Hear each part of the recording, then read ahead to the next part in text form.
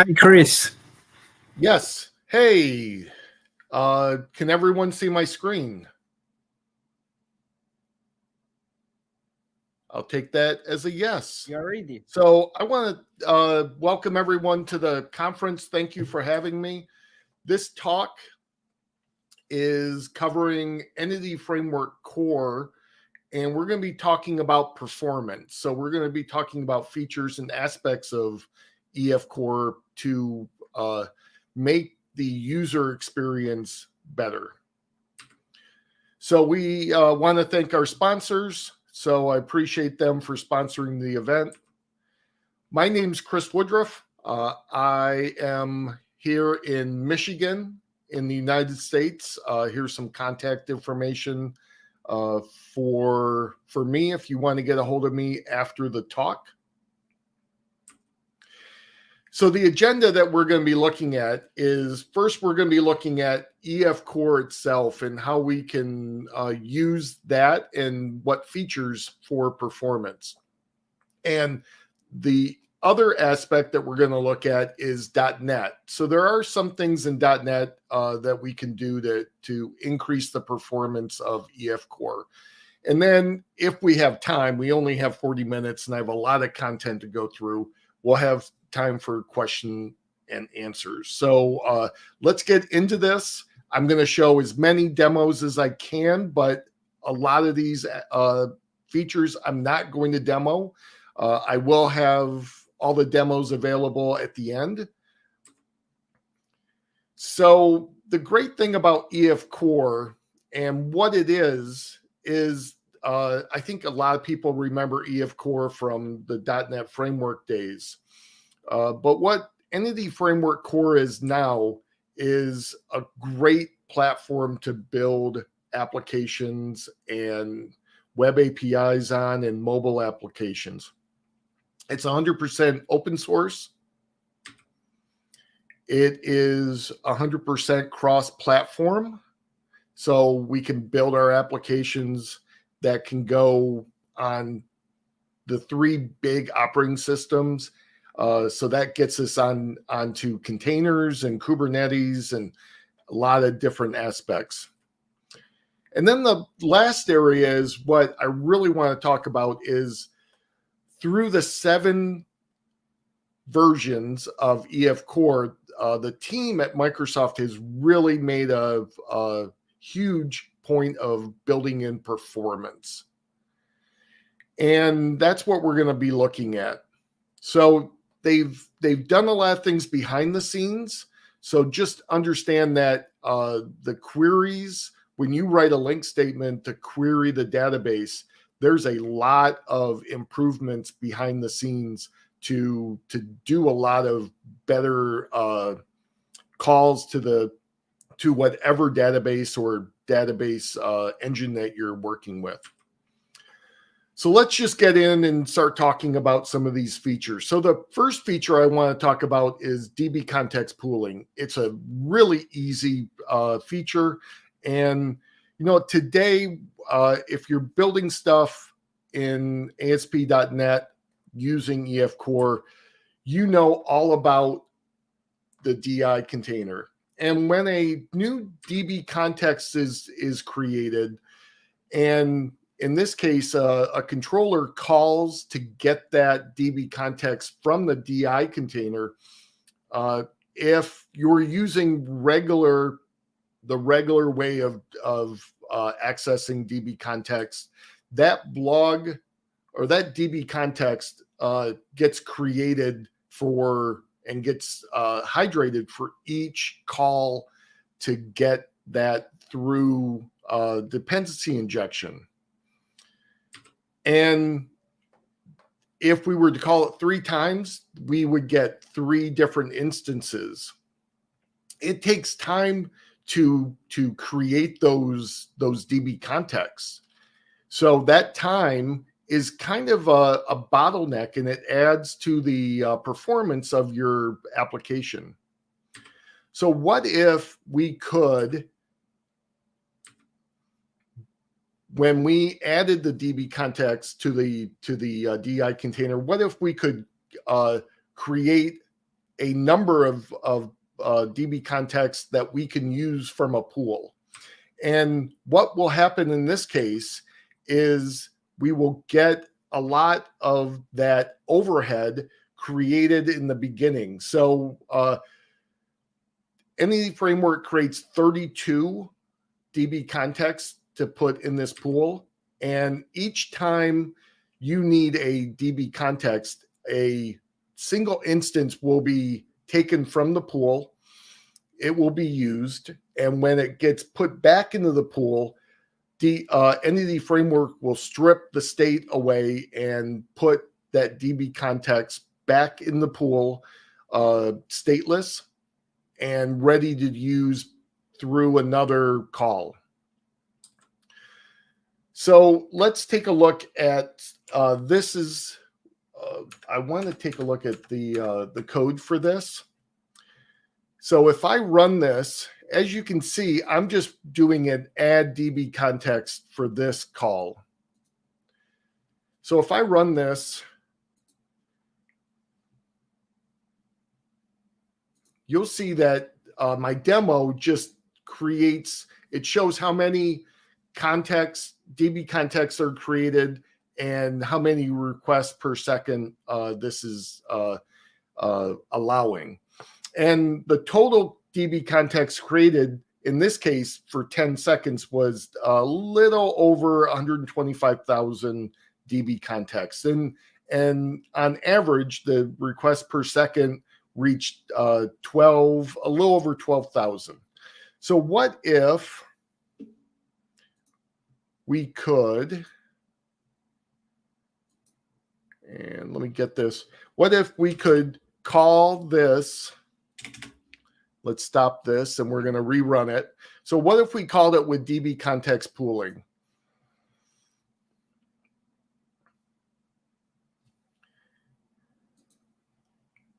Oh, and there's an error. Oh, the demo gods got me.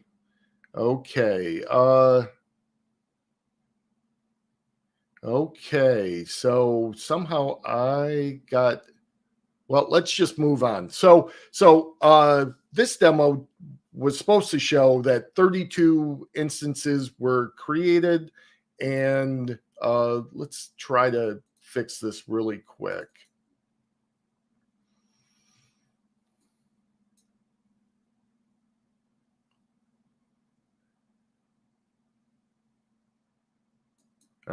Let's just move on. So that,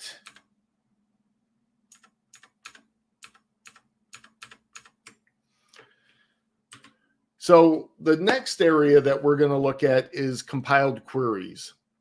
So traditionally, when you work with your link statements and the queries that happen in EF Core, each time you create that link statement and call it, the CLR, the .NET compiler, and the CLR have to recreate that query each time. But there is a simple way that we can work around that. And the way that we do it is we have a compiled query. So this query will, in this case, will access all albums for a certain ID. So this just gets a album by its ID. And what happens is this gets compiled, it gets put in as a reference for the name explicit query, and we can use that query to call and do something. Now, this is the way that we build it for the async. So you can either do an explicit synchronous, or we can build a asynchronous query. The next area is compiled models. So this is a newer one. It came out in EF6. And what happens with this is we take our models, and kind of like where we did the compiled queries, we want to compile these models down so that we can get a little better performance coming out of the application. So in this case, you have to compile these models through the CLI. So in this case, we're going to call this command that says .NET EF. So that's calling the EF tools. And we're going to say DB context, and then we're going to optimize. And in this case, we're going to create those compiled models into a output directory called Chinook models, and give the namespace Chinook models for that. So you don't have to do output directory or the namespace, but it is probably a good idea to do both, so you know what's where they're going, and give it the correct namespace.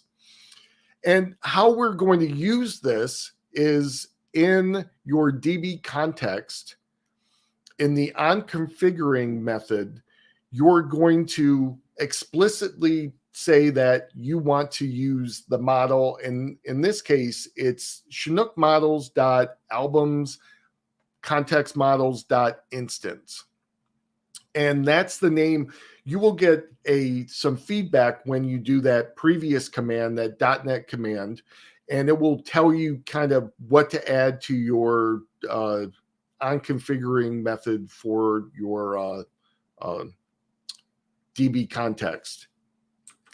And this is a great way to kind of build out and get a little more performance. So the things you have to remember with using compiled models is you cannot use global query filters, so they are not supported. And we'll talk about global query filters in a little while.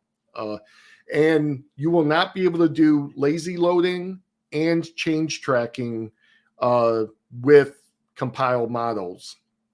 And then anytime your models do change and you update those entities of the models, you will have to regenerate the compiled models again. So just understand and know that there are some limitations with compiled models. The next feature that we're going to go through is from SQL. And this is a really nice way to do ad hoc SQL. So in this case, I'm showing that I am getting I'm calling the customer table. As you can see, select star from customers where city is equal to the variable city, which is equal to Redmond in this case. And what happens is Entity Framework will take that SQL statement and it will directly call and send that SQL statement over to the SQL database. One, it doesn't have to go through the link to building out the SQL statement. And what gets sent over is actually a variable for that city variable, and then a value for that PO variable gets sent over with it. So in this case, once it gets over to SQL Server or any other SQL database, it will equal this select statement. Now, this is a really simple example, and I wouldn't really use this for simple select statements like this unless you wanted to really get out as much performance as you wanted to. But from SQL is really good for building out and using very complex SQL statements. If you work with a DBA and they hand off queries, or you work with a DBA to build queries that will return complex result sets, sometimes you can't build a link statement on every SQL statement, especially around unions and other other features of SQL. They're kind of beyond the scope of LINQ sometimes. So this is a good way to do it. Or just going this way, you can actually increase slightly your performance than doing a traditional LINQ statement to get customers based on a city. So the next area that we're going to look at is query projection. And you know what? The select star is actually a no-no for developers. You shouldn't really be doing select star from a table. What you should be doing is getting all of the fields back, and if I have some highlighted in here, if there are some fields that you don't want, actually you can take those out and bring those into maybe a DTO, or as I call them, an API model. It's a way that I build out some other models that for when I do APIs or do build my applications, I have a little more flexibility in what I can use for models and entities for my application. So I'm not directly aligned with what's in the database tables. And in this case, on the left-hand side, I'm saying from E in employee select E. And you know what? This is a valid statement, a valid query to call.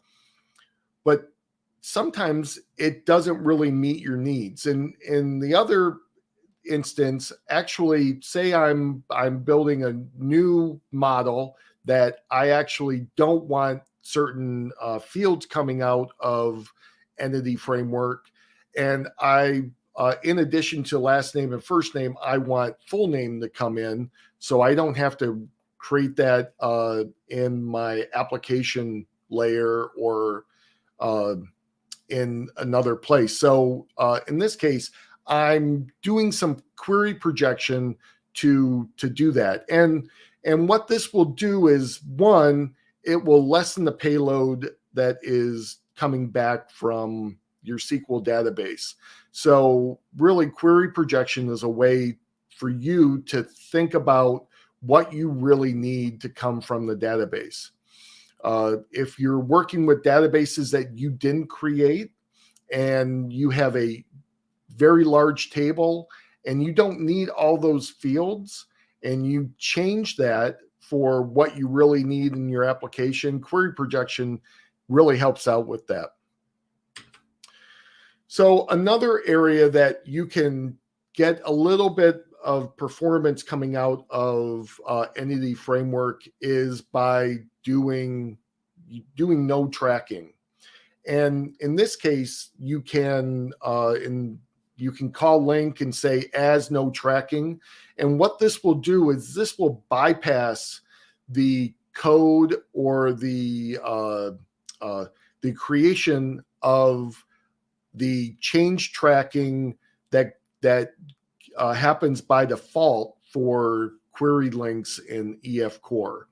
So in this case, if you're doing read-only data or you're doing calls for like web APIs where you're not going to change anything coming back from this query, I would say always use as node tracking for those queries, because it will save time and it will save a little bit of memory because you don't have the overhead of change tracking.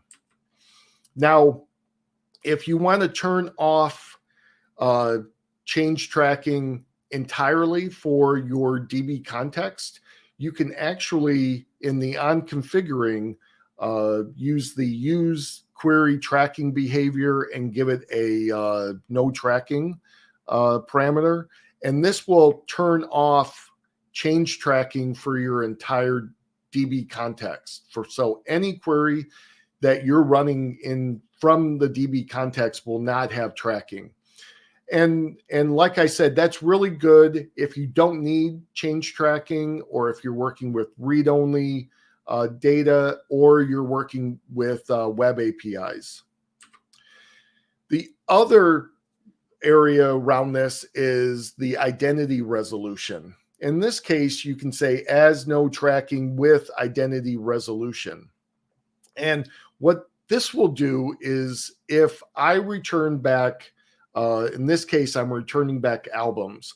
But if I'm returning back a complex query where I have multiple instances in my result set coming back with the same primary key, this will not include duplicates in my result set. So that will, one, lessen the size of the payload coming back in the result set, but it will also allow you to work with that result set and the list, or the set of models or entities coming back in a better way. So there'll be less duplicates in your result set, which will make your application slightly faster. So using a lot of these techniques, we are kind of increasing the performance, and incrementally we're going to make our application or web API or mobile app a little quicker. So the next area is, we're going to talk about eager loading and lazy loading. And I'm a big fan of eager loading, especially when you know what you want to include in your queries. So in this case, I have some code that will retrieve invoices from a database, and it will retrieve all the invoices for this year since the beginning of the year. And it will also include for each invoice the customer. So this is beneficial because I'm going to get back all that information in one query, and I don't have to go out, and what this is doing is going out and getting each customer for each invoice. So in this case, I'm not doing one call. I'm actually doing n number of calls. So I'm doing the number of invoices plus one, because I'm getting all my invoices. Then I'm going to loop through and get a customer out from the database based on the invoice ID. So just know that if you're going to use lazy loading, it will cause some performance degradation in your application. So eager loading is much better. But if you're going to use lazy loading, this is how you do it. So we are going to install this NuGet package for proxies, and you can set it up with on configuring, because lazy loading is not on by default. So just wanted to show how you do lazy loading if you want to use it. And then if you want to do lazy loading without proxies, you can inject the iLazyLoader interface into your entity and use it that way. So just a few ways, but I would actually not use lazy loading if possible. It will, using eager loading will allow your application to work faster. So we get up to the point where now this is a little area that's some people don't like stored procedures. I actually like them.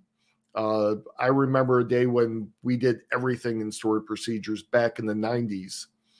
And I see a benefit. And for a long time, entity framework and now Entity Framework Core could not work with stored procedures, which, in my opinion, kind of did not allow a application to let some of the work get done on the database side. So there are many different use cases that stored procs can and stored procedures can help with applications. And Entity Framework Core has a new way to use insert, update, and delete stored procedures to allow for some of that processing to be done on the database side, on the database engine side. And this is how we would set it up in the DB context. So in this case, we have an entity called artist, and we have 3 stored procedures that exist on the database side. And I am setting up the DB context to handle those for that entity and for those stored procedures. So it's really simple to set up. You do have to do it by hand. It will not be auto-created if you generate your DB context from a existing database. You will have to go in and change this by hand. There is no way to do queries right now explicitly. So this is a good way to handle if you're going to do queries through stored procedures. So I use them sometimes, especially when I am having a very complex query that takes some time to generate the result set. In this case, I just have a stored procedure called sprock_get artist details, and this will get the artist information based on an ID, and it will return that. And because it's a result set, you do have to get the first or default to get that instance coming back. There will be a result set of just one column in that result set, but you still have to call the first or default. So that's a good way to leverage stored procedures if you want to use some of the power from your database server to handle some of that work, to kind of divide up and balance out the work between your application and your database engine.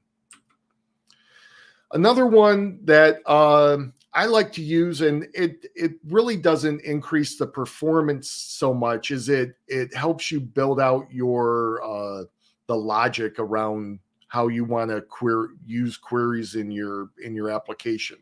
So we have global query filters, which allow you to set up filters at the DB context layer, so that any query that falls under this filter will be have some additional where clauses added to it before it gets sent over to the database. In this case, I am saying if I'm querying any albums from the database, do not bring back anything that is out of stock.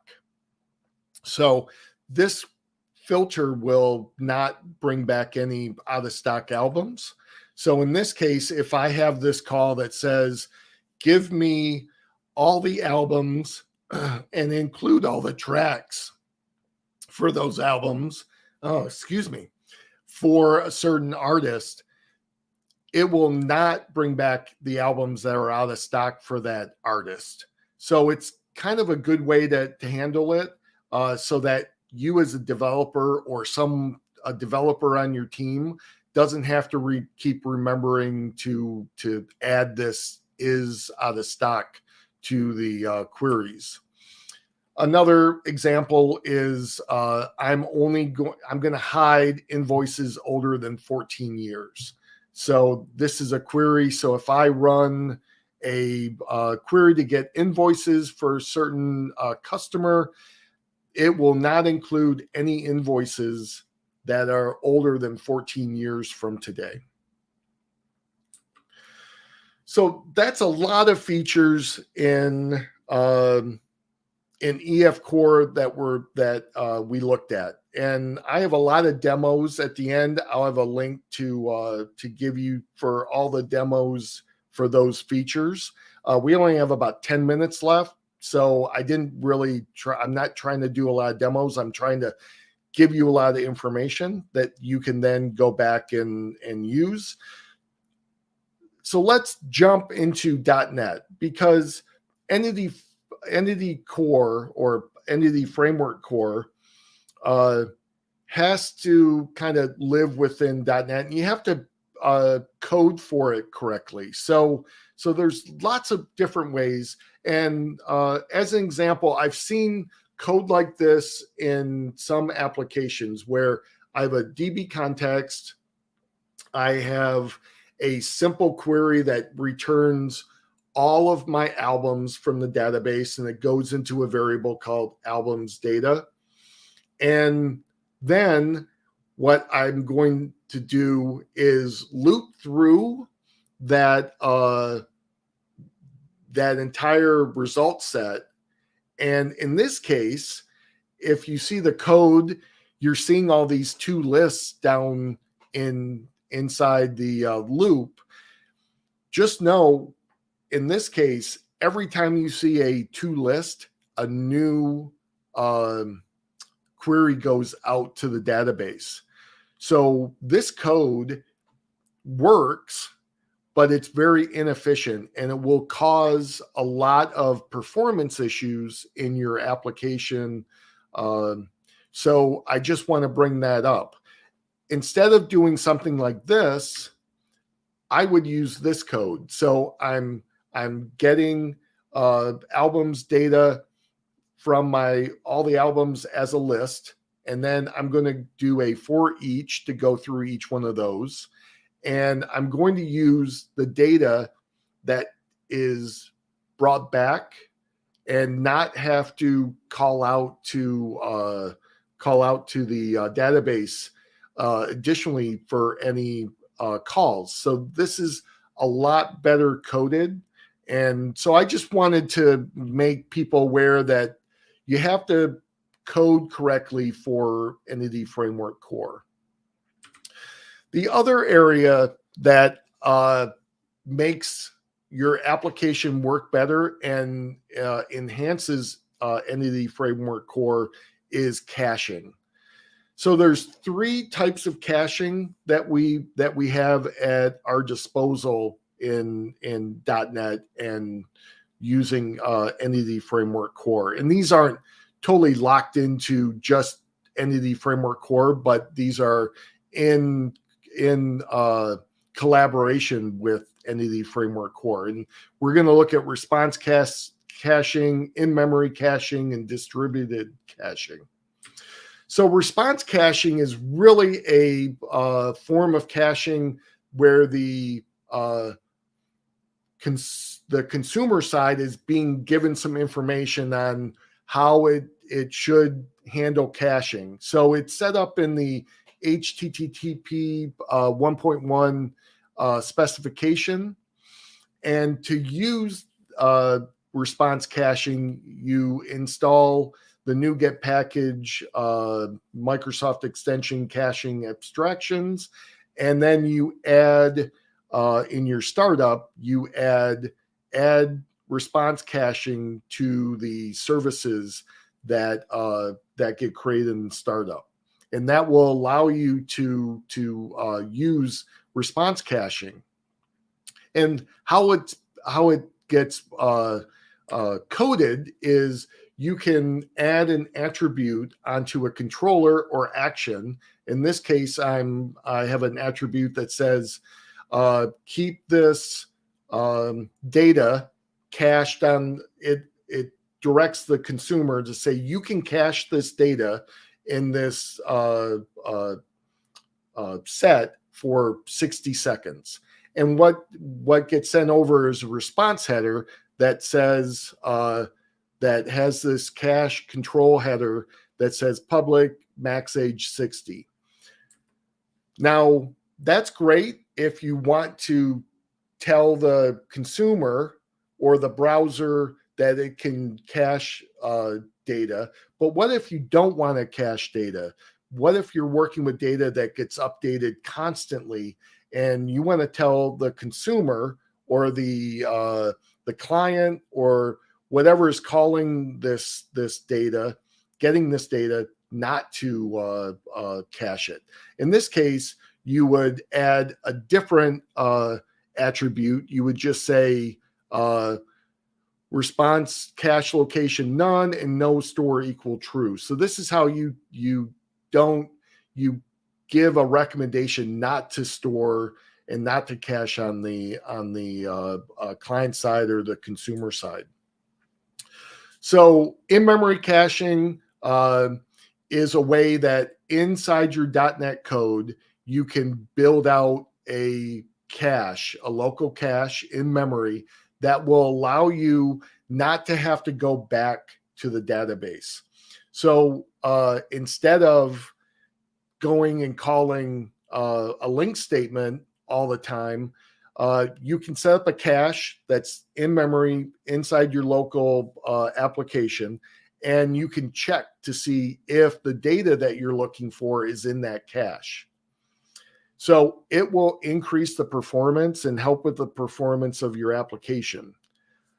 If you want to add in-memory caching, you can add that same NuGet package as the response caching, and you can add memory cache to your services at the startup of your .NET application. And I'm not going to show a demo of that because we only have a couple minutes left. The last thing is a distributed cache. So in-memory caching is great if you have a single instance of your application, but what if you're in the cloud or you're on a web farm and you have multiple instances of your application? Well, in this case, you should use distributed caching. And there's lots of different versions or technologies to do that. You can do local Redis, SQL Server cache, or each one of the cloud providers, cloud platforms have their own version of distributed caching. So there's some other resources that you can learn more about Entity Framework Core. I'll have this slide deck for you to download, but I don't really have a lot of time for questions. If you do have questions, please get a hold of me. You can find me out on Twitter at @CWoodruff. But if you want the slide deck and all of the demos for what we talked about today, you can go out to this QR code and download. It's all on GitHub. So I just want to say thank you, grazie, and I hope you have a great rest of the conference and I have a great weekend coming up.